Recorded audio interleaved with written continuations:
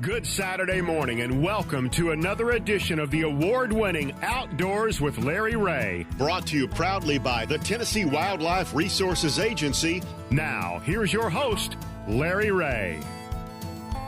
Hey, good Saturday morning. Welcome to Outdoors with Larry Ray. As we talk outdoors every Saturday morning right here, of course, in Memphis from 9 to 10:30 on AM 790, 92.9 HD FM. And all you folks in Brownsville, good morning to you on 1520 AM and 95.3 FM. And, of course, in Jackson on News Talk 101.5. And this is BW Bonus Wong, and he is in the studio with me. Good morning, Ron Wong. Hey, good morning, Larry. Good morning, Shelby. You're fired up. Good morning, everybody. Hey, it's a beautiful Saturday morning. Yes. A little breezy out, and Well, that's all right. we'll have a few rain showers maybe, but that's okay. Yeah. The fish don't care anything about getting wet. The fish, well, we're going to talk some fishing, and we got my man Bill Cooksey on the line with us, and he could probably tell us a lot of stories about turkey season. But it's been good. It's been good. Crappie. Yes. Crappie. It's been a good spring, man. I've had as good a spring as I've had in a long time. Well, I think you're going to have a lot of fun because we're going to really get him. I know the season's rolling on. Turkey season is still going on. So I told Ron, we're going to get the opening segment, folks. We're going to talk turkey, and then after the opening segment, we have got Champions of Champions coming up. This is one of these shows you need to stick around for, okay, folks? Wherever you're in Brownsville, Jackson, all throughout the Mid-South, because we're going to talk to some champions when it comes to bass fishing that my man Ron over here has put together. And, man, he came in with me a sack of stuff from the Classic here. I can't wait to hit out some of that stuff, but it's good to have Ron. It's good to have Bill on with us on this Saturday morning. It's hard to believe April's almost over. I know it. And the turkey season's almost over. I mean, what do we got? One more week? No, Tennessee, we have, 2 3 weeks. more weeks? 2 weeks? Isn't it the 14th? I can't remember what it is. Something like that. We got 2 weeks left. Is that right? It's only been open for 2 weeks. Okay. Well, I know we got to May because I haven't killed one yet. I'm going next week. Okay. I've been once and no good, and then so I'm going to that. But it's been a successful season. What I've heard some great numbers on the youth hunt, and so I was looking forward to talking to Bill because Bill has had a good season. And you've also, can we mention, I mean, you posted it on Facebook. So, I mean, we got to mention now. I have secrets, but not the ones you're talking about. Oh, no, okay. All right. Well, we don't want to know those. Ron didn't want to know those, but you did post something about a 410, right? Okay. Well, it's opening day. I missed a bird with my 20 gauge that I've been hunting with since '06. And, Okay. it was my fault. Tried to force a shot. Shouldn't have, but that bird's still alive. I have seen him since. Okay. And then just Thursday of this past week, Yep. I had one of the best hunts I've had in years. It was just one of those flash hunts. The morning had been dead, and all of a sudden I made a boat run, went to a new spot I've never been to, walked 20 feet, boom, he gobbles. I sat down. 10 minutes later, he is in my lap doing his deal, and I was carrying a little 410, and it misfired. And so it was a catch and release situation. Catch and release in the turkey woods. In the turkey woods, which at least you had the excitement, right? I mean, absolutely. I mean, I've had the opportunity to be, to easily have 3 birds now, and even then, the first 2 birds I had in, the one I missed, and then the next day the one I killed. Yeah. 2 birds came in together. So, I've had plenty of birds in front of me. It's been great. Well, that's what we're talking. And we're going to talk on the first segment after this one, of course, to a gentleman, Josh Grossenbacher, of our good friends at Rolling Thunder Game Calls, former world champion turkey caller and maker of diaphragm calls, and he won the world championship turkey calling contest in 2015. We're going to talk to Josh, and then after Josh, we're going to roll them out, aren't we, Ron? Yeah, we are. All right. Tell us what we're going to have coming up after. Well, golly, and they're all champions of recent bass tournaments. Yes. All held during 2024 here. And we're going to start off with the classic champion, Dustin Hamner. Yes. And then we're going to go to the MLF Red Crest champion, Dustin Connell. Yes. And then we had a local guy from Union City. Yes. Went to Bethel University. Yeah. Won a BASS tournament on the Harris chain, John Garrett. Yeah. And then we're going to close out the show with another local guy from Counts, Tennessee. Yeah.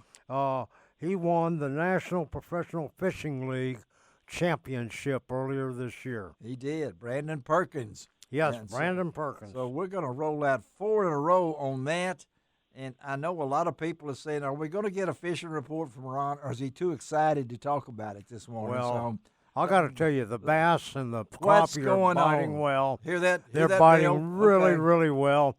And, you heard Bill talk about this is one of the best crappie seasons he's had in a while there at Kentucky Lake. Yes. And, yes, they are really biting well on Kentucky Lake using a new bait out by Crappie Magnet called a Crappie Magnet Hammer. And it's just a larger size of the Crappie Magnet, either in a Mardi Gras color or a blow pop color. Blow pop. And what that is kind of a purple haze to a chartreuse bait. Yeah. 5 to 8 feet deep over brush piles on the flats in the creeks right now. Okay. They are just finishing their spawn. They'll be going into post-spawn, then moving out into the deeper water. But right now, 5 to 8 feet seems to be the magic number for some big crappie, all the way from Jonathan Creek all the way down to Parsons. They're catching them in about the same way. That's where I am. Yeah. That's where he is. Yeah. Now, Ron, I've got to throw in one other bait because it's what I've caught every crappie this spring on, and that's a good old slider jig from Tennessee. Slider jig will work real well, absolutely. And you're probably catching 5 to 8 feet deep too, right? That's been the sweet spot just about all spring. Yep. For me. Yep. Same thing in Pickwick, on the flats, off of the major creeks like Yellow Creek, Dry Creek. All of those are doing the same thing. Locate a brush pile and just slow down and catch them. They're on the I-55 Lake Sardisina, Grenada. Yeah. Catching a lot of big fish right now. And some of the guys are waiting right now. I see. From the rising water. Yeah. It's pushed the water up. I think Grenada came up 9 feet in 3 days or something like that. And Enid came up 11 feet. Yeah. But what it's done is pushed all the fish up in to the shallow water, and waiting is the best way to do it. Using any kind of a bait that is bright and dark in color. Okay. Black and orange. All right. Black and pink. Black and chartreuse. And make sure you use an attractant because the water's pretty muddy. It is. And something like a slab bite will work. Yeah. Those fish are anywhere from 12 inches to 24 inches deep. That's it. And you can catch them. Bass fishing is starting to get really good. Okay. Down at Sardis and Enid, they've moved into the creeks, onto the flats, and spawning. You've got your first wave of spawn this month. Okay. And really, I think the big spawn will be next month because of the water temperature. Water temperature in most of these lakes right now is anywhere from 64 degrees to 69 degrees. Okay. On a sunny day, it'll get up to 71 degrees. Okay. And those fish are biting spinner baits. They're biting thunder crickets, especially in the shad color. A red-eye shad, either in a chartreuse section shad color or a red craw color will work real good. And then slow down and use you a California craw colored rage bug, and all of those fish will be around brush piles and along weed lines right now. Well, I when he rolls these things out, folks, I hope you're taking notes on that. And he did mention, I saw a really cool video the other day of that wade fishing for crappie. Yeah, that's pretty cool. It's really, really good. The only thing the recommendation I have when you do that, don't pick your feet up as you're wading. You want to kind of slide along as you're wading. Okay. A couple of reasons. One vibration. is less vibration. That's what Bill just said. Yeah, and a lot less noise. Plus, it'll prevent you from stepping into a hole and falling. That'll happen. And although it may not be a deep hole, you may be wading in 18 inches of water. And then step into a 2-foot hole. And there you go. There you go, because, what are you going to grab hold of or anything? Nothing. You got your rod and reel in your hand. And that's it. And then you have a jacket on. I mean, you have a vest and things like that. Sometimes, yeah. Now, the way I wade, I carry I have a little backpack that I use. Okay. That I carry around my shoulder, and that's it. Well, it's pretty cool because you can catch some nice crappie. I've seen these videos, and I've never done that. And I guess because I'll be glad to take you. I'm not too. I'm pretty awkward. I can say. I'm using waders and wading, and Bill can probably attest to this. Just use both. But when you're using waders, you really got to be careful. Yeah. Well, You can end up wetter in waders than you would have been just wearing a bathing suit. That's right. So you mostly knew hip waders in. Well, I don't use hip waders because I may be wading in 3 feet of water. Oh, okay, I got you. All right.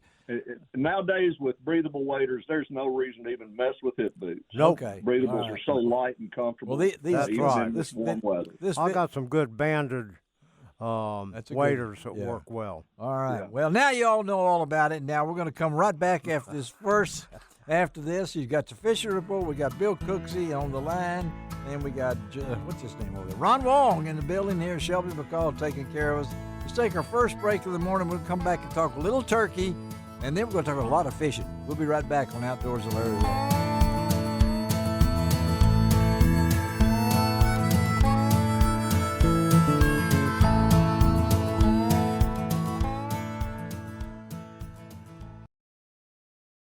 Welcome back to Outdoors with Larry Ray on ESPN 790 AM. Brought to you proudly by the Tennessee Wildlife and Resources Agency. Hey, welcome back to Outdoors with Larry Ray, and good Saturday morning for all you folks in the Mid-South on this fourth Saturday in April, which we call it BW, Bonus Wong. Ron Wong is sitting in the studio. Good morning. Good morning, everybody. Good morning, Larry. Good morning, Bill. And Bill Cooksey is on the other line, and I said, I can't have a whole fishing show, Ron. It is turkey time in the Mid-South, and that's right. You folks know how much I love to talk turkey and listen. It's one of those thrilling things that even an old man can get fired up about. And I told Bill, I said, Bill, we need to talk turkey on this next segment. Got any suggestions? Well, he came up with a man that I have heard the name before. I wasn't even sure I could pronounce his last name, but I could do Josh, that's for sure. But when I found out that he's part of our good friends at Rolling Thunder Game Calls right out in Somerville with Spence Halford and all the gang out of Josh Grossenbacher, it's good to have you on the show. Good morning, Josh. Good morning. Thanks for having me. Yes, a little treat for us folks out there because Josh, former world champion of the National Turkey Calling Contest back in 2015. He's won the Grand National at the NWTF, and I think you've even been a runner-up in the senior division too. A thing about calling, but let's talk diaphragm this morning, okay, Josh? All right. Which is my downfall. Okay, I mean I've chewed up more than I've sounded off with in my lifetime, and you're pretty well known for making diaphragm calls. Tell our listeners a little bit about how you got into this and how the diaphragm became part of your life. So, back in the late 90s, whenever I first was handed it would have been mid-'90s, someone handed me a diaphragm call, and I carried that thing around for 2 weeks and put it in my mouth and was sucking on it, sucking in on it. Yeah. For 2 weeks, I didn't even have it in my mouth the right way, and had figured out how to make sounds, doing it backwards. Yes. But finally, after buying some and reading the instructions on the package and watching some VHS tapes. VHF. Now we're going now. Okay. All right. Yeah, I almost slipped up and said internet. That wasn't even a thing. No, the VHF. Some of our younger listeners will say, "Did he say something about the Veterans of War or something?" Here? Yeah. No, the VHF. But yeah, watching some of those old videos, Quaker Boy and Mad and stuff like that, guys that had stuff out, watching those and just buying calls and figuring it out, and then getting in the turkey woods and being around some friends that competed. Yeah, it was in the early 2000s. I went with a buddy, and he talked me into getting into a amateur contest here in Ohio, and I finished 11th out of 22 guys, and I thought, man, this is cool. I didn't even practice, nor did I know what I was doing, and you got 11. Right. Okay. Yeah, but I figured, man, the next one coming up, if I practice, I could probably win. And a couple weeks later, I won the Ohio State Amateur out of 26 guys. Come on. And after getting into the competition side of things and running calls all the time, I realized how much better and what a better experience it made in the turkey woods. Yes. And from that point on, it was really working at trying to hone my calls to become a better caller and better turkey hunter. And then it just really snowballed into competition stuff and really got, to where I was running my calls 2 to 3 hours a night and watching and listening to nothing but turkey calling or turkey calling contests, turkey calls, or wild turkeys calling, just anything I could get my hands on. And over the years, started having some success and meeting a lot of people. And, a friend of mine grew up with Fred Zink, and Fred was making that transition from waterfowl into the turkey world. Yeah. And I was their initial hire on the turkey side of things. So started building calls in 2008 for Fred, and worked there for 12 years. And then there was a big change up in everything. And I was just kind of building calls as a subcontractor for a few different companies, and that's when a mutual friend put me in contact with Spence Halford there with Rolling Thunder, and I went and met up with him down there in Memphis, Tennessee, and now you're with him. Super good guy, and I've been with him since 2019, and having a lot of fun, and it's pretty good stuff.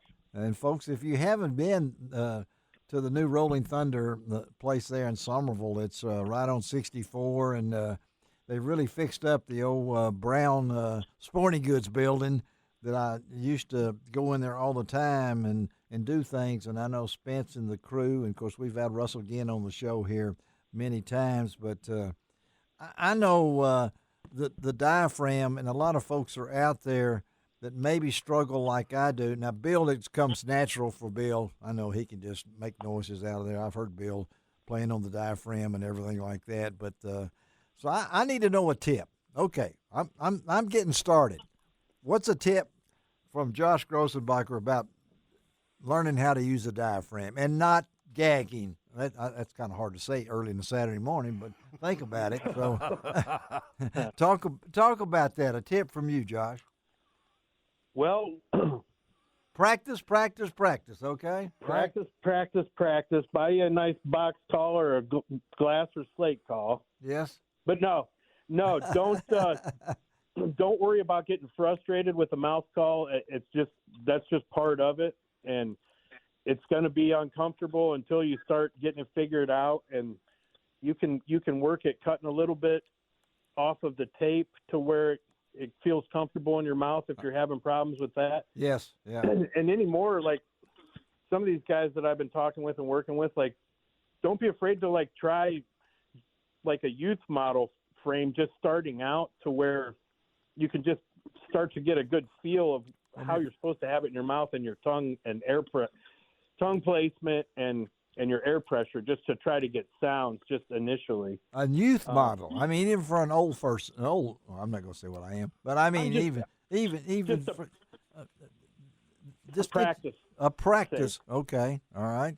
Now, a small mouth is a small mouth. It doesn't matter if you're 8 or 80.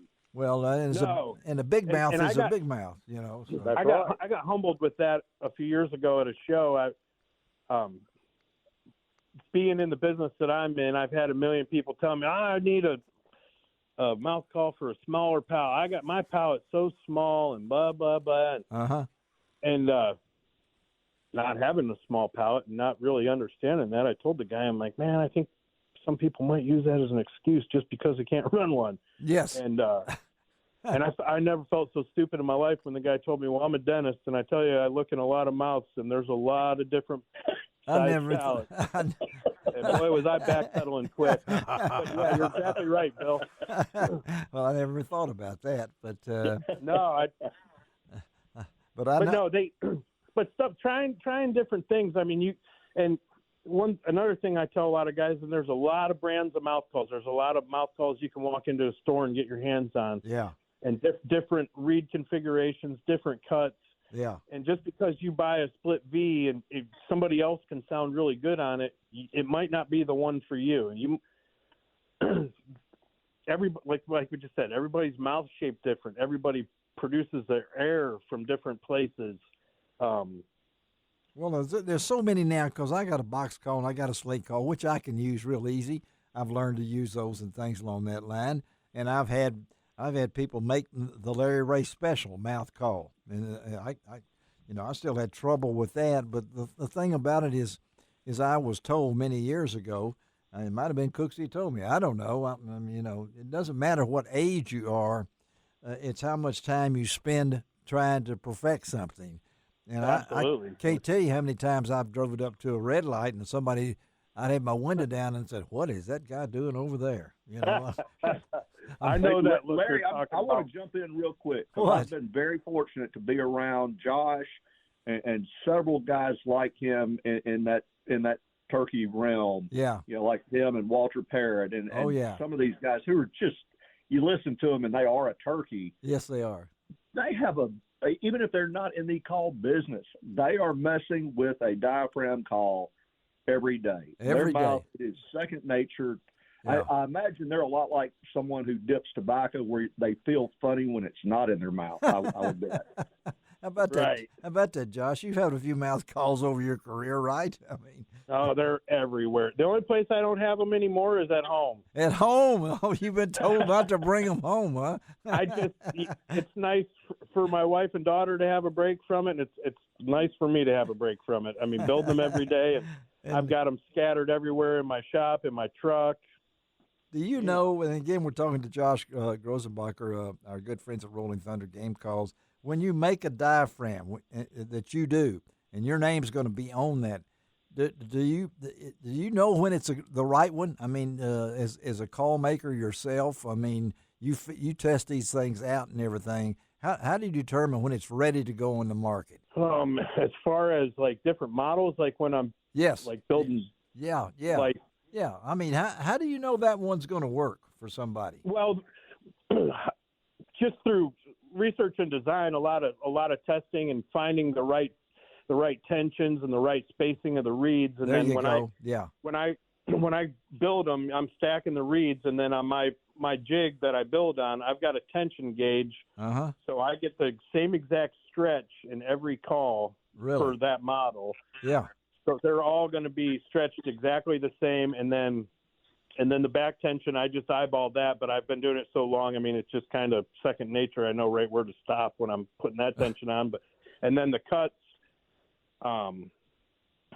cutting hundreds of thousands of these things now. It's just like I could sit down right now and build you 100 calls and cut them all, and they're all going to look identical. Like You've done it so long. I mean, Josh, you stretch one at a time, right?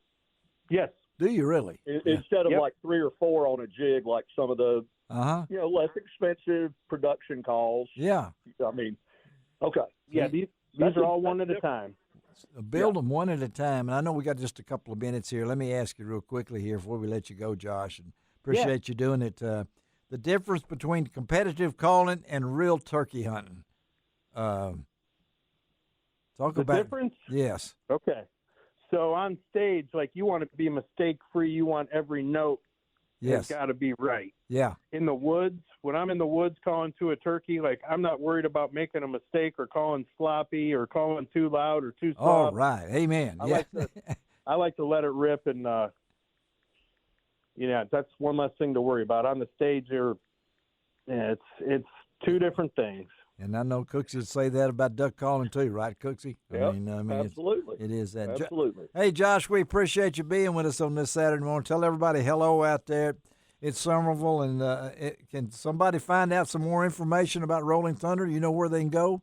www.rollingthundergamecalls.com or stop by the shop at 17605 State Highway 64 in Somerville. That's it, We buddy. got a really awesome facility. Yeah. Thank you, Josh. You have a great weekend, and we'll stay in touch. Okay, man? All right. Thank you, guys. Good talking with you. All right. Let's take a break on Outdoors with Larry Ray, and Ron's getting ready to roll out over here. He's like a kid in a candy shop. We'll be right back. Good. We'll be right back.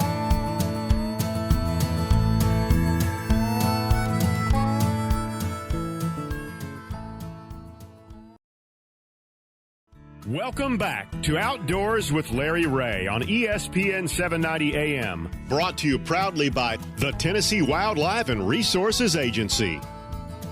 Hey, welcome back to Outdoors with Larry Ray as we roll into our 24th year on the air right here in Memphis, Tennessee on this final Saturday of April of 2024. And Bill Cooksey's on the line, and then Ron Wong is in studio. And Ron, I know these next four guests first of all, I want to thank you, Ron, for lining up these next four guests as we talk champions here on Saturday They're morning. all champions. All champs. And this first young man is got a real story to tell. So why don't you introduce this next guest, Ron Wong? Thank you, Larry. Will do. Hey, our next guest is a winner everywhere he goes fishing. You know, I remember meeting him last November, I believe it was, or it might have been October, in Hot Springs, Arkansas, Lake Hamilton. He was one of the USA fishermen that won the Pan American Championships. Yep.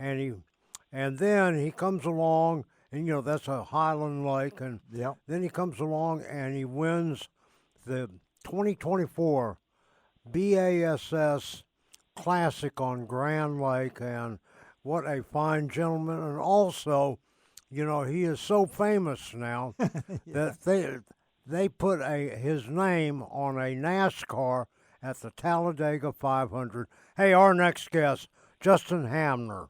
Justin, good morning. Good morning. How are y'all doing? We are Doing doing good. great. And a great introduction there, Ron. I got to tell Justin that to give you an idea how old I am, Justin, I covered the very first Talladega race for the Memphis Commercial Appeal newspaper. So I was there. I was on my way to Indianapolis to cover the 500, and it got rained out. And so the owner of the first turbine car, Jack, I can't remember Jack's last name. He lives in Walls, Mississippi. Anyway, he flew in his jet. We went to Talladega and saw the first Talladega race. So and here you are with your name on the car, buddy. I mean, Man. how has life been different since March 24th? Huh? Oh, my goodness. I couldn't even start to tell you. It has been just like one dream come true. I mean, I've got to already been able to do so many things I never would have even thought of, and it has been just a whirlwind of emotions, but it's been incredible. Well, you know, you've had a pretty good elite series so far, but the good thing is you have no pressure to qualify for the next classic because you're already in as this year's winner. So that's got to help some of your fishing, but also some of the time that you're now having to spend outside of fishing just because of your celebrity status now, right? Yes, sir. that's the hardest part about all this is I just want to go back fishing. I'm getting pulled in so many different ways. It's crazy. Well, that's why we appreciate you taking time to be with us. And, of course, Ron covered it. And you can go to LarryRay.com and see all of Ron's pictures and everything from There's the quite classic. a few pictures of you in there. Yeah, and a lot of stuff. And I know that, Justin, this thing has been kind of overwhelming for you.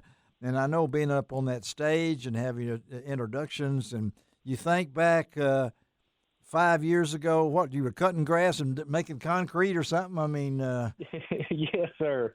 Working 2 jobs trying to get by. Yeah, you didn't have to. And you're doing 2 jobs just so you could afford entry fee into bass tournaments, right?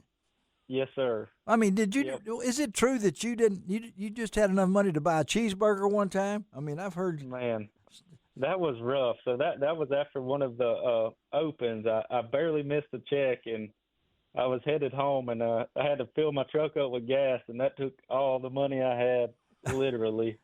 And I was sitting there having to dig for change underneath the truck seat just to find enough change to get a daggum cheeseburger from McDonald's. Well, I tell you what, I bet you got more cousins now than you ever thought you had. You know, I mean, they're trying to claim it. But I don't know. They're all claiming it again. But again, we're talking to Dustin Hamner, 2024 Bassmaster Classic champion back in March 22nd through the 24th.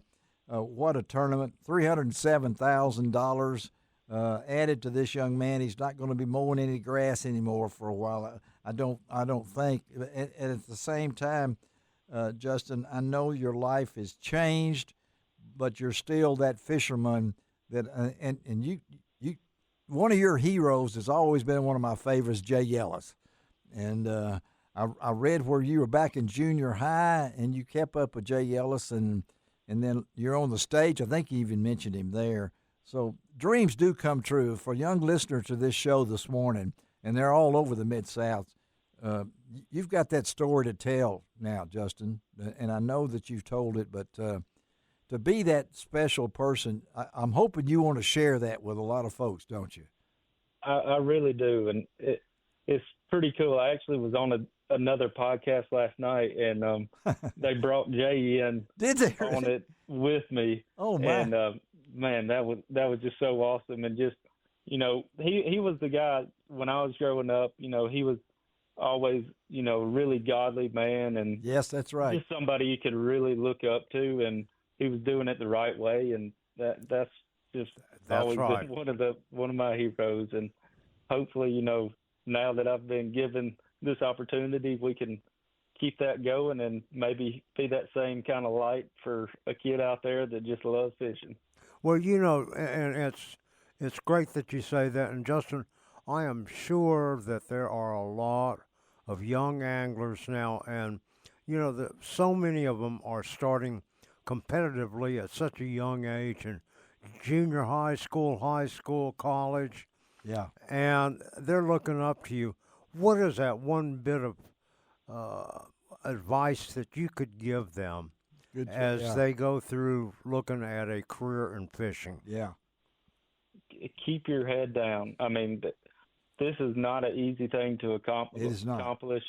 I've been through more than my fair share of, tough times, but I think that just makes it all, the more worthwhile. But keep your head down, stay focused, and don't be scared to put in the work, and just be true to yourself. I know all this social media stuff nowadays and all these different things, man, you got to keep that passion just for bass fishing. I mean, sure, all that other stuff is, kind of required these days, but if you don't truly love the sport of bass fishing, there's no way you can go through all those hard times for this. That's right. So, and again, we're talking to Justin Hamner.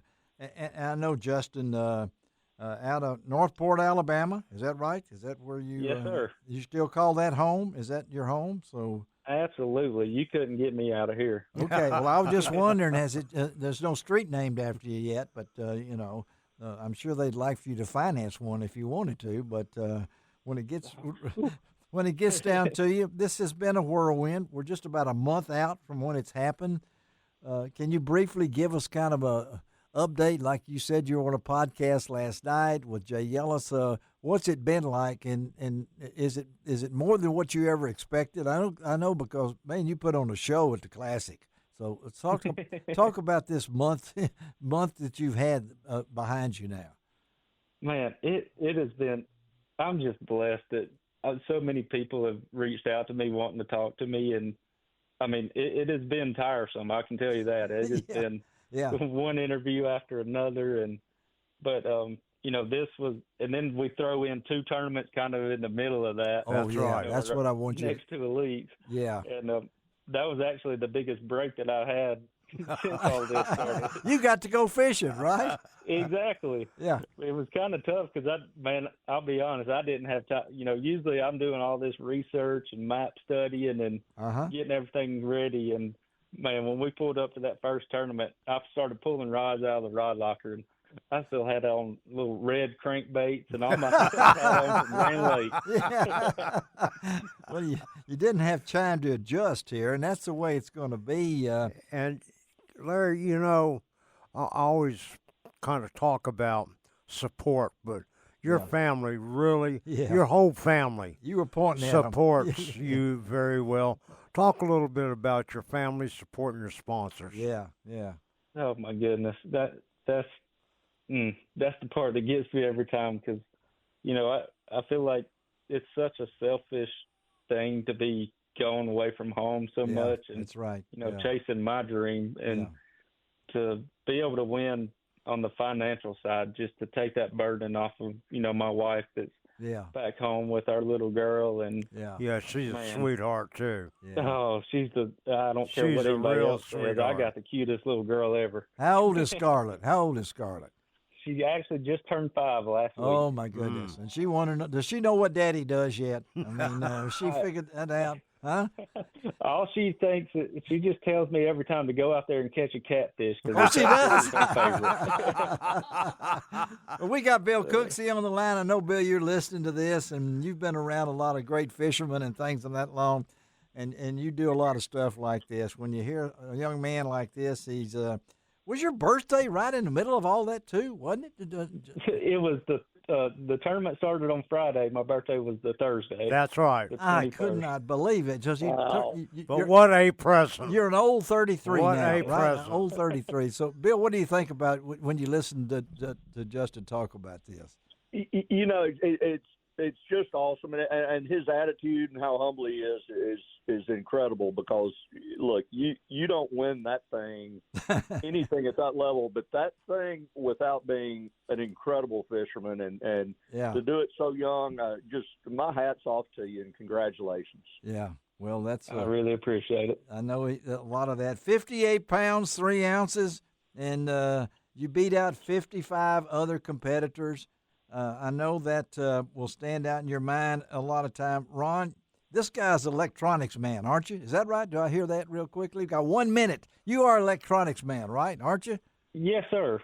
Well, tell us that entered into the play, right? And that's part of your game now. You're a video man. I mean, I don't know if you play videos or not, but I hate video games. There you go. But, I saw that technology when it first started, and saw what it was capable of. Yeah. And it's just, it seems like at this point, no matter where we are, you can find ways to utilize it in your favor. Yeah, well, and, you did, man, and I wish. Justin, before we let you go in 30 seconds, if somebody wants to follow you, and I know a lot of people want to follow you, what's the best way to do it? Yeah. Absolutely. All of my social medias are Justin Hamner Fishing, so pretty straightforward. And luckily, we got a YouTube series just starting. And the first video is going to be me winning the Classic, so that's pretty awesome. Oh, that's all right. Yeah, and we know all just Justin Hamner Fishing. That's it. I recommend everybody subscribing to that YouTube channel. Yeah, it's Hamner time. I think I heard that a few times and everything. I love it. All right, Justin, take it easy, buddy. We'll have you back on the show. I don't believe in luck, man. I'm a man of faith, so just go get them, okay? All right. Yes, sir. Thank y'all for having me. Thank you. All right. Thank you. All right, let's take a break. We're rolling out the champions right now on Outdoors with Larry Ray. We'll be right back.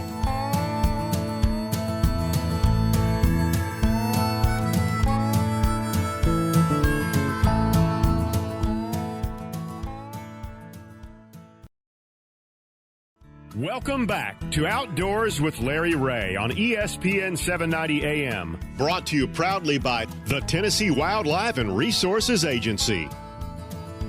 Hey, good Saturday morning. Welcome back to Outdoors with Larry Ray on what I believe is a special Saturday here on April 27th. What we call the Champions Row here, 4 in a row, and of course we did have to start out with turkey. Well, and we started out with a world champion turkey yeah, caller, we had the too. world champion turkey caller for me and Bill's sake. That's right. Okay, and then Ron's rolled out to all these next guests, and I started to put together how much money all these guys have won, but my piggy bank wouldn't hold it all. This next fellow right here, he's probably the quickest to make over $1 million as a professional angler. Yeah, what does his caddy get? Oh, that's another sport. Yeah, that's right. We don't do that. Well, I mean, for professional bass fishing, well, I mean, there are millionaires, yes. But you take, for instance, Larry Nixon. It took him, 15 years to make $1 million? That's right, yeah. Yeah, well, this next fellow did it in a whole lot quicker. Okay, but he realizes that the dollar isn't worth what it was when Larry Nixon won. Okay, you can ask Dustin Connell what he thinks about that, Ron. I think Dusty's trying to get some money out of you. So anyway, we got the Red Crest champion himself on here, and of course, Ron says he picked him in our preseason show, and because I was gonna pick him, but we both picked him. But we're glad to have Dustin on us with this Saturday morning. Good morning, Dustin. Good morning, guys. I appreciate you having me again, Larry. It's always a pleasure, and Ron, and it's good to talk again. Yes. Yeah. Well, it's been a little while. We've given you time to kind of settle down and everything like that, but man, the win at the Red Crest, and as Ron was telling you, I mean, golly, short period of time, and the way things have worked out for you. Talk about the victory at the Red Crest, because you've done it before. I mean, 2021 at Lake Eufaula, is that right? I think that's what it was. Yep, that's it. And then to come back, Rookie of the Year in the Elite Series, you've done all those, and then winning the Bass Tour tournaments and things along that. And Ron's already mentioned your money, because Ron keeps up money more than I do. So he's turned that into it and everything else. But well, he's got a grown family, too. Yes, he's got we're going to get into all that, but because talk about that win and what it meant to you, Dustin. Well, I'll kind of rewind a little bit. I grew up here in Alabama, and I fished the Coosa River for, my whole life. And, yes, I found out that tournament was coming to Lay Lake, and there's a lot of pressure on you when you're fishing your home lake. And it's very nerve-wracking, because you really got to fish the conditions. You cannot just run off of history. So I knew that tournament was coming here, and I was like, man, I really need to take advantage of this. And I know this is probably a given, but I love bass fishing. It's my passion. Yes. I grew up doing it, and it's just like having the sentimental win here on Lay Lake meant the world to me, and that week was one I'll never forget, but Lay Lake is a special place, and to get the win there at home and have the hometown crowd there, it was just amazing. And I understand there was some tears shed.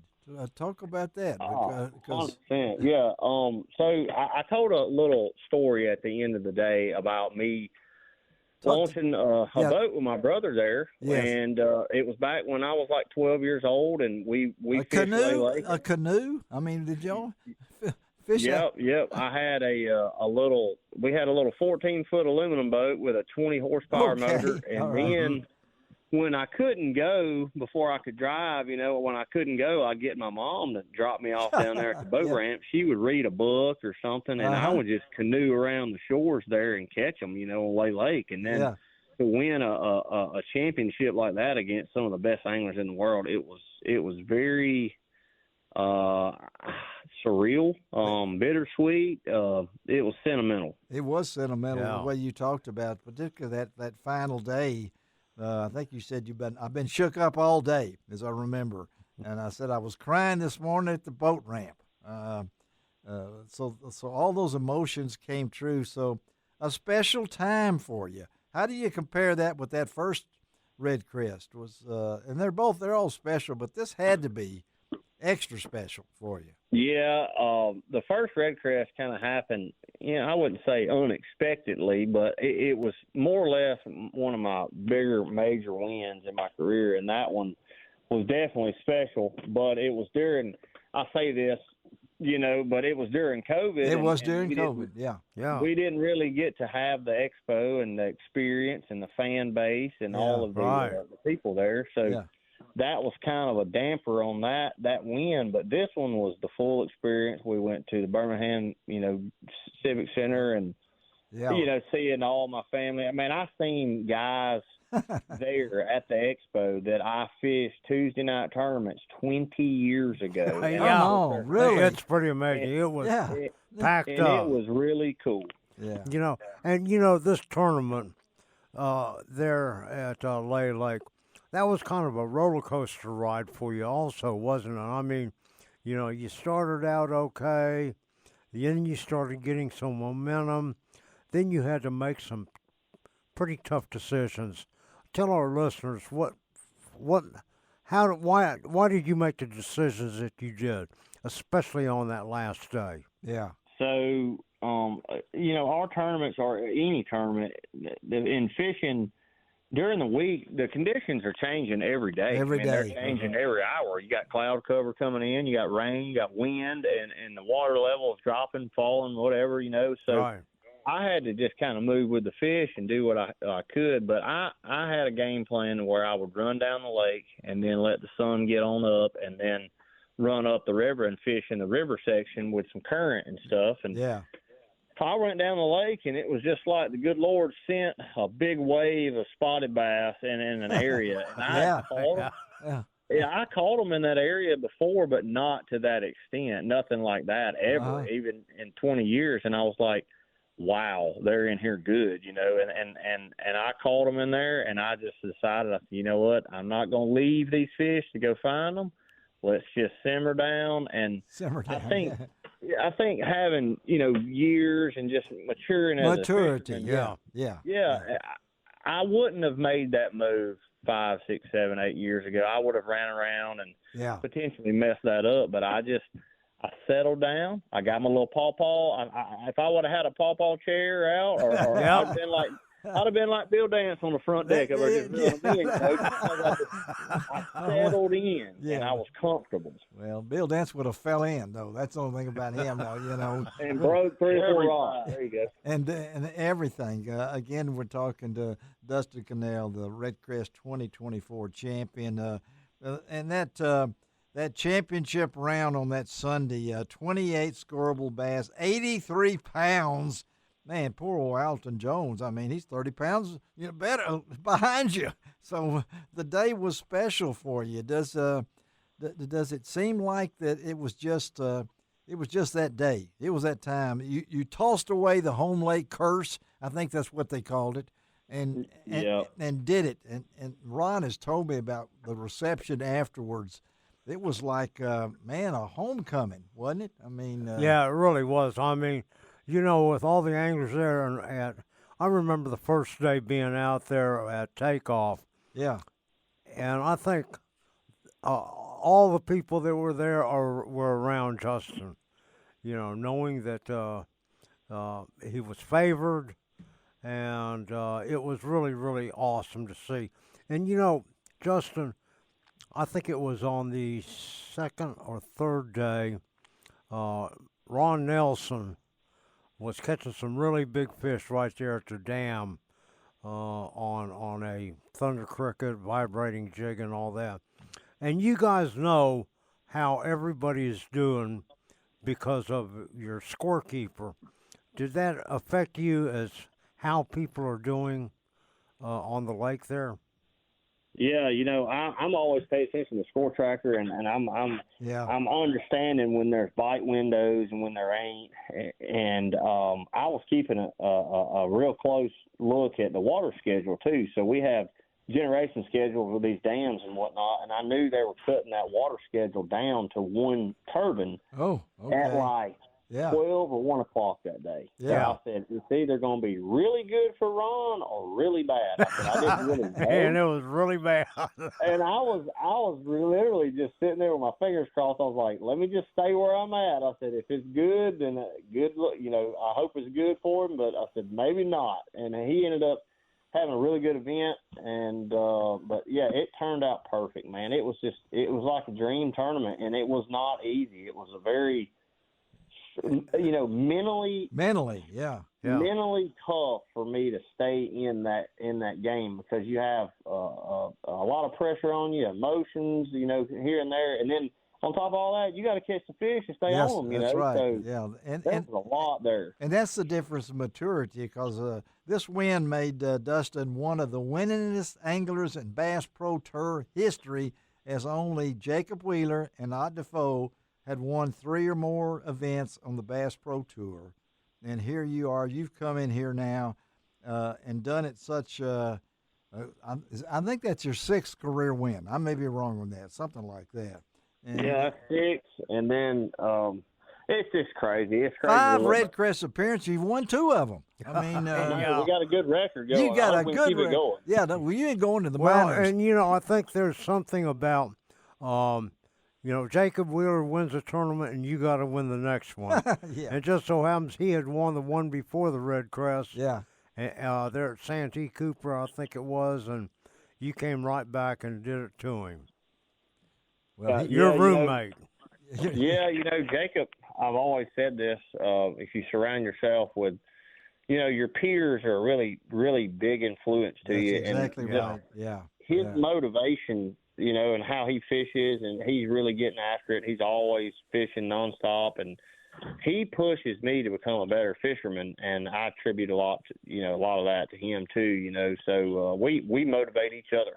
Well, I know that we got to get out of here, but Ron bought me a goodie bag, and one of the things he bought me is one of your sponsors, Miller Tech.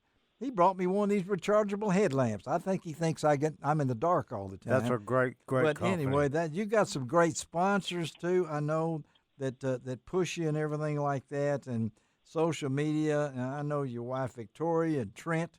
They're happy for you, buddy, and we are too. And we look forward to having you on our preview show next year. Okay, and I'll pick you again. I'll pick you before Ron gets a chance next year. Okay, absolutely. Yeah, I've actually got my wife right here. She's holding Trent. She want to say, "Hey, Larry." Oh, hey, Larry. Hey, Victoria. Hey, how are you? All right. It's always. Yep, but yeah, I've got some of the best sponsors in the world. They're Bass Pro, Triton, Rapala, Mercury, Realtree, the list goes down through there. But all those companies and the people, beneath them, they're supporting me day in, day out. So we go to Lake Eufaula next in Oklahoma, and I'm excited about it. And hopefully we talk again soon. Hey, we're going to talk soon. Yes, we will. Because you're one of our favorite guests, Dustin, and has been over these years. And I've seen you mature, buddy. We're proud of you.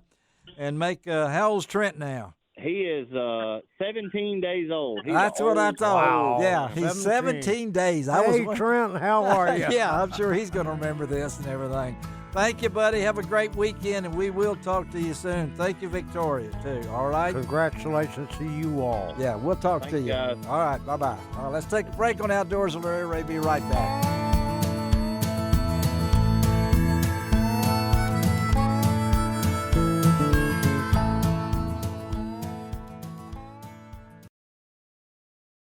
Welcome back to Outdoors with Larry Ray on ESPN 790 AM. Brought to you proudly by the Tennessee Wildlife and Resources Agency.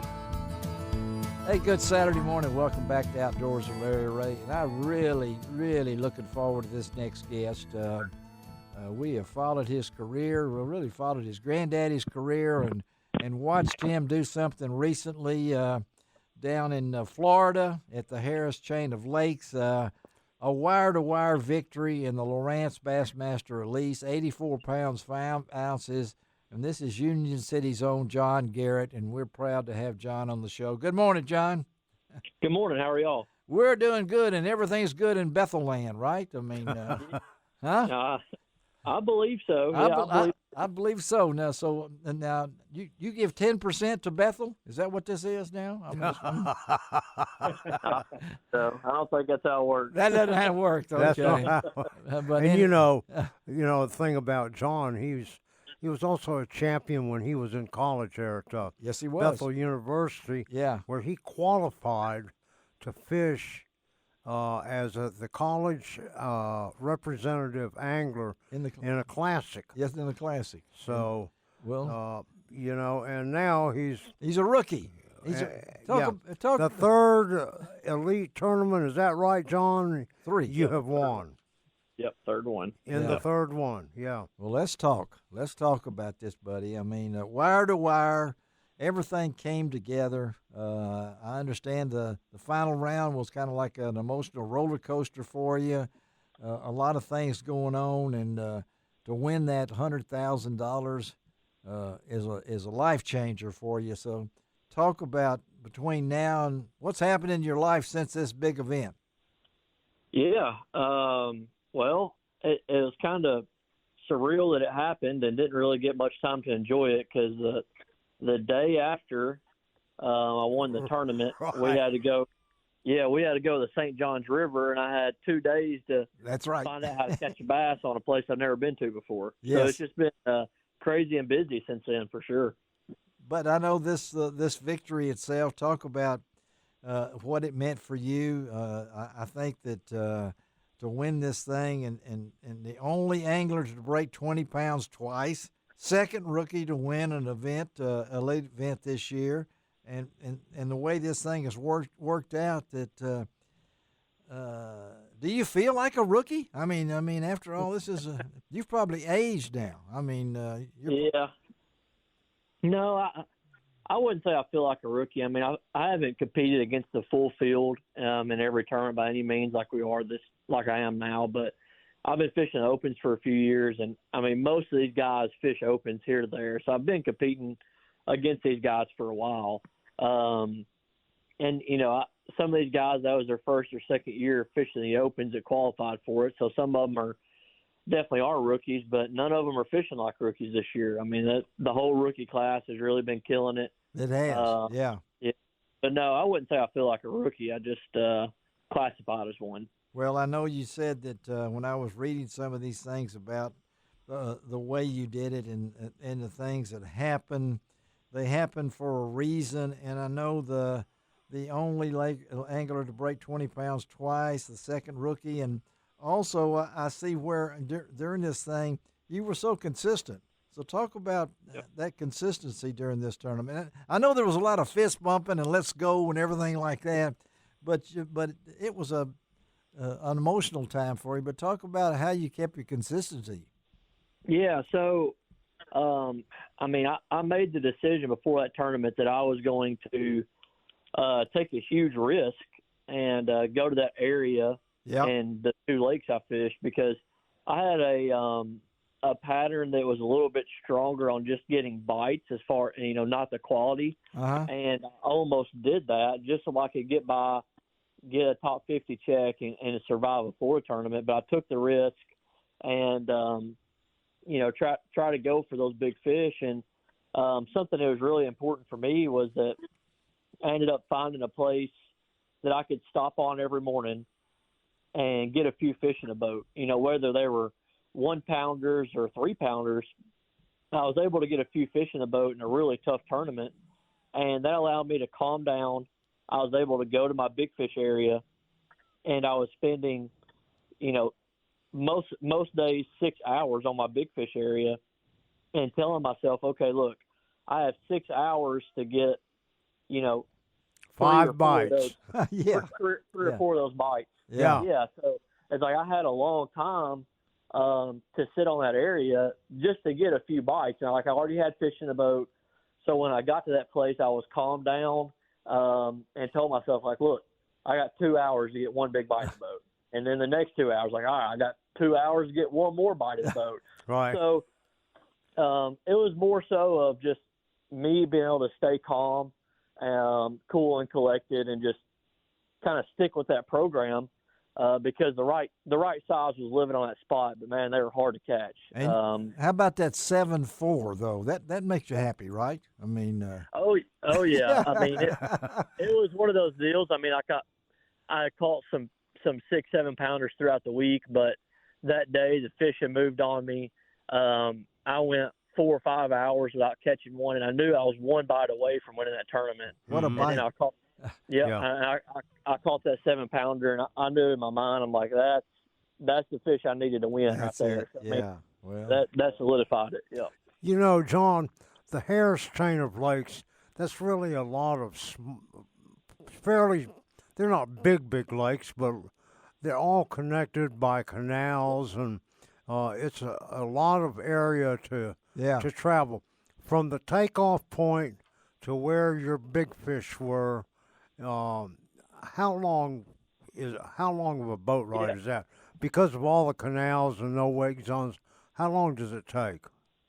So on the way there each morning, it was taking about 45 minutes. Okay. Wow. But on the way back, it was taking around an hour because of the boat traffic in those canals. The longest canal there is a big tourism spot, is the Dora Canal. So they were having pontoon tours and all kinds of stuff.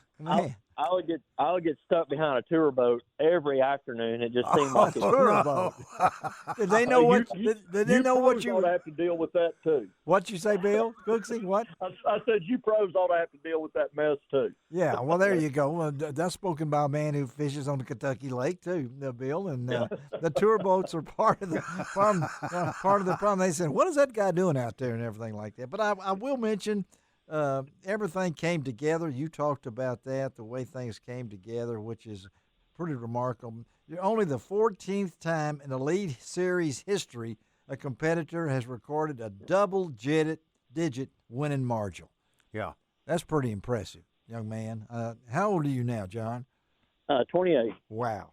28 years old. And doing well at the elite level. My hat's off to you for sure. And I've seen you fish, John, and I knew, what was it, 8 years ago, 10 years ago? You're getting aging now. Yeah. You were, I think, just a freshman or sophomore there at Bethel. But I saw you at a Strike King Lose camp there, and we went out and did some interviews, and I saw, your skill set then, and I was very, very impressed. And, one of the things that you had made mention, I think, in one of your talks after the tournament there, that when Mercer was talking to you, but when you found this shell bed, it reminded you of fishing shell beds on Kentucky Lake, right?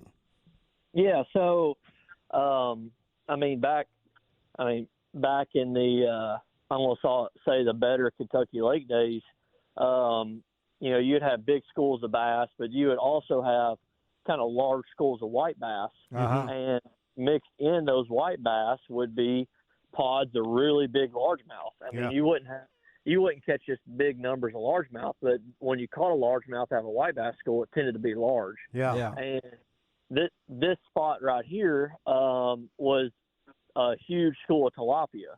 So there was hundreds and hundreds of tilapia there, and there was a small pot of bass. I'm going to say about 40 bass, and they were all big, and they were roaming that tilapia school on that shell bed.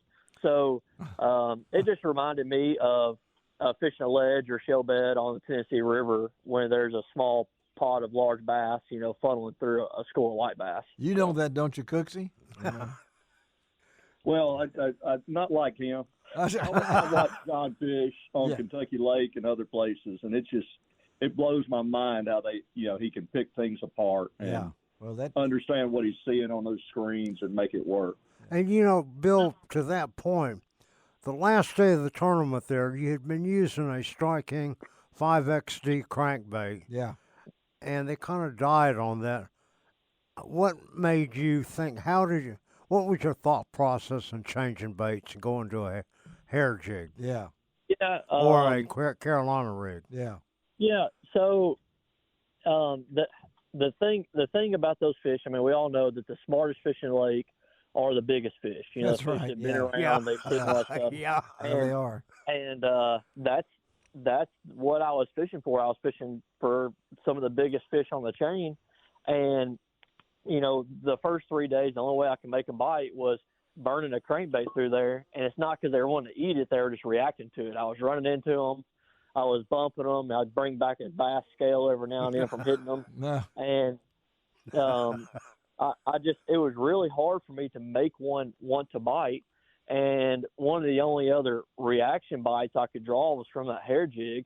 It was more so of they were following it, and then when I would kill it, they would almost run into it. Really? So that's how I was making those fish bite. I was, you know, bouncing up and down off the bottom, and as they were following it, I would, you know, dead stop it, and they would basically just keep swimming and run right into it. That's how I was able to trigger those bites. I mean, I wish I could tell you what made me do that. Yeah. But it was just one of those voices in your head that you're like, all right, let's put this crankbait down. Let me tie a hair jig on and give it a try. Well, you gave it a good try. And so if folks want to, Ron always tells them, they want to keep up with John Garrett, where do our listeners go to? Yeah, so anywhere on social media, John Garrett Fishing, you know, Facebook, Instagram, or any of the social media accounts. All right, buddy. We appreciate you. Congratulations again. I know your grandfather and all your fans up there in Union City are proud of you, and we wish you nothing but success. And we'll talk to you again, okay, John? Well, sounds good. I always have a good time being on, and I appreciate y'all having me. All right, buddy. Thank you, John. Have a great weekend. All right, let's take a break on the Outdoors with Larry Ray. Be right back.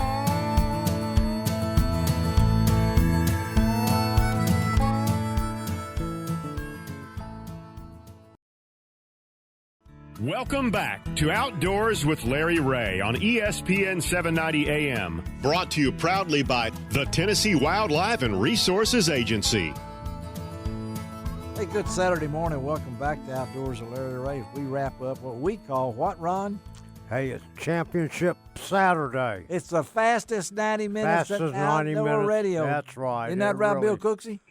That is right, Larry. I'm ashamed. I mean, we had nothing but champions on today. Yeah, we're going to close the show with another champion. That's right. Right out of Counce, Tennessee. Yeah, we're the home of R&B Barbecue and Grill. There's a lot of good things That's to eat some over good there. eats yeah, right there's some there. good eating places over there. I know this place. And this young man probably is now everybody wants him to buy him lunch now, I'm sure, because we've got the man from Counce, Tennessee himself, Brandon Perkins, coming off a wire-to-wire win at Lake Armistead, won $100,000, and he's now the king of Counce, Tennessee.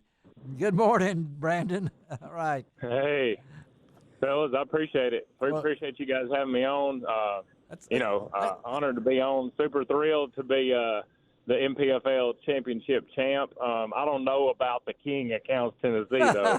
Now. There's a lot of kings over there. Some pretty good queens, too, but it's a long way from Lake Armistead to Counce, Tennessee, Brandon. You have to mention that. I don't know how many miles that is. That's on the west side of Texas. Yes, it is. It's probably, how long did it take you to get there, 18 hours? It was a long trip. It was a long trip, buddy. It was 1,000 miles each way. So round trip around 2,000 miles. It was the neatest fishing terrain, I guess you could say. Just the scenery. It was unbelievable. It looked like I felt like I was fishing on the moon. Did you really? Yeah. I mean, because it's an entirely different place to. Now, the practice, how do you get ready for that? Now, I know you had some practice time, right? I mean, yep. But from Counce to Armistead, as you said, is a long way. It's the only thing that's probably close is water clarity, except it's a little bit clearer at Armistead. Yeah. But how do you prepare for that? Yeah, how'd you prepare for that? And the wire to wire, buddy. I mean. Yeah. So. Pretty neat part of the story, I believe, is this is my third year on the MPFL. I've had some success. This is my third win, and right. But this is the first year that we've had the championship. That's right. That's right. Yeah. And I honestly, so I still work. I'm in medical sales. I work for Gentiva Healthcare, and it pushes my PTO time off work every single year to just be able to do this. And when the championship got announced, I talked to my boss about it, and it was like, hey, man, you've already burned up your PTO from 2023, so you may be out on this. And I honestly, if NPFL would have given me the last place check, I would not have went. So I didn't get in. I didn't have any insight on the lake. And then once NPFL said, look, no joke, you got to go if you want to get the check, I decided, hey, I'm going to go give it a whirl. My boss was actually pretty cool about it. And I started doing some research online. I knew nothing about it. I went to YouTube, typed in Lake Amistad, and learned that a bunch of the locals pronounce it Amistad. And, and I knew right off the bat, all right, it should be around spawn time. Fish should be up and shallower, and the water clarity is way clearer than what I'm used to. Yeah. And I just went out there saying, hey, I'm going to fish like I would at, Hartwell or Center Hill or somewhere around these parts that is, where the water's pretty clear. So it just works out. Everything lines up, and I always say with fishing, when it's your time, it is absolutely your time, and you can't mess that up. And when it is not, you can't do enough right. So 71 pounds, 8 ounces in 3 days. And the biggest bass. Won by almost 16 pounds for a guy that went on the internet to find out about the lake. I mean, yep, that's right. Does that not tell you that it was your time, right? I mean, exactly right. The Lord works in mysterious ways. Tell our listeners, Brandon, how did you catch your fish? Yeah, we want to know. Throughout the tournament, 3 days, how did you catch your fish? Yeah. So when I initially started practice, I thought these fish are going to be spawning. I kept up because there was a Bassmaster Elite tournament going on at the same time at Lake Fork as I was driving that direction. Oh, my. Okay. Some of those guys were catching them on bed, and I thought, well, I'm going even further south into Mexico here. Yeah, that's right. You're close to the Mexican border. Yeah. I fished. Yes, I fished in Mexican waters. I had to buy a Mexican fishing license. Yep. My cell phone read off a Mexican tower. Like it was, I was in Mexico. Yeah. But I initially thought they're going to be spawning. The first day of practice, I went shallow and I caught some fish. Yeah. But I planned on sight fishing and really catching them off bed, and that didn't pan out. And the second day, I was trolling along a little bit deeper stretch, still in a creek. Yeah. And I saw one on my Lowrance active target, my forward-facing sonar, and I said, man, if that's a bass, that's a giant. And I had a Bill Lewis scope stick jerkbait tied on, stick bait. Yeah. And I fire it out there, and I twitch it down a few times, and I'm like, all right, whatever this fish is coming toward it, and I catch it, and it was like an 8-pounder. And I said, okay. Yeah. So these bass are huge here, number one. And then secondly, they told me, hey, we're not spawning yet, still big pre-spawn fish. So I started looking in a little bit deeper stretches of the creeks than what my competition was doing, and it just panned out. I caught a ton on a swim bait. I caught a bunch on the Bill Lewis scope stick, and then also on a Bill Lewis MR12 and an MR6 crankbait. So I really was fishing, wasn't fishing bottom fishing baits like I thought. I was fishing moving stuff, fishing a swim bait, fishing a crankbait. And you're catching them all suspended, moving. I was. You got it. And you start out with almost 30 pounds on day one. That had to give you a good feeling. I mean. Oh, absolutely. And then I had almost 30 on day one with a 10.5. And but the scary feeling was the John Cox machine from Florida was. Yes. He had 27 something, and he was in second. And I mean, he's. He wasn't fishing over 5 feet deep, neither.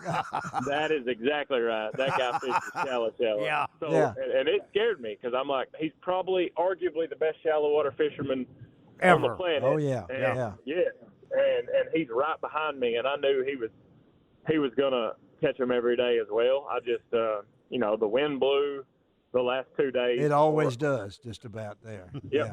And I think it messed him up a little, and it messed me up some. I felt like I could catch pushing 25, 30 pounds a day doing what I was doing, but the wind dirtied it up some, and it really messed him up. But overall, such an awesome event.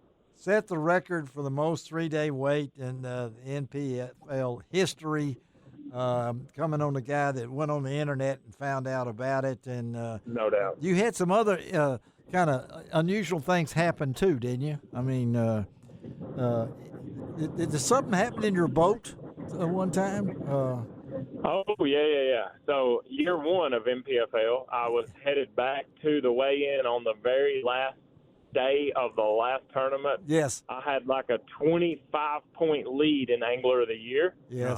And it started raining out of nowhere, and I said, man, I've got 10 minutes to make it back. I'm gonna stop my boat, cut it off, because I don't want to be soaking wet at this long, drawn-out weigh-in. Yeah. And I put my rain gear on, and when I went to crank my boat back up, my motor had messed up. So, and that goes back in, that ties back in when I say, when it's your time, it's your time. It's and your when it's time. not, it's not. Yes. And that was, as much as I felt like I had worked my butt off to earn that, it just clearly wasn't my time. And then, but you take some good with bad. I always think, I coach 2 travel softball teams, and I'm always like, do you really? Okay. Oh, yeah. I coach 2 for my girls. I got one age group for each. But I always say, like, hey, it evens out. It all evens out in the wash, because you may hit a smoked line drive for an out, but you also may hit a dinky little ground ball that gets through and finds a hole. That's right. And that's what determines a 300 hitter and a 240 hitter. Right. I can tell. I've earned this, and then it don't pan out. Yeah, Brandon, you know, the National Professional Fishing League was designed for the working man. You're a working man. You got a real job. Working man. And how does that all really fit in? Talk a little bit about the advantages of having the 6 tournaments spread out and all that. Yeah. And your thoughts on NPFL. Yep.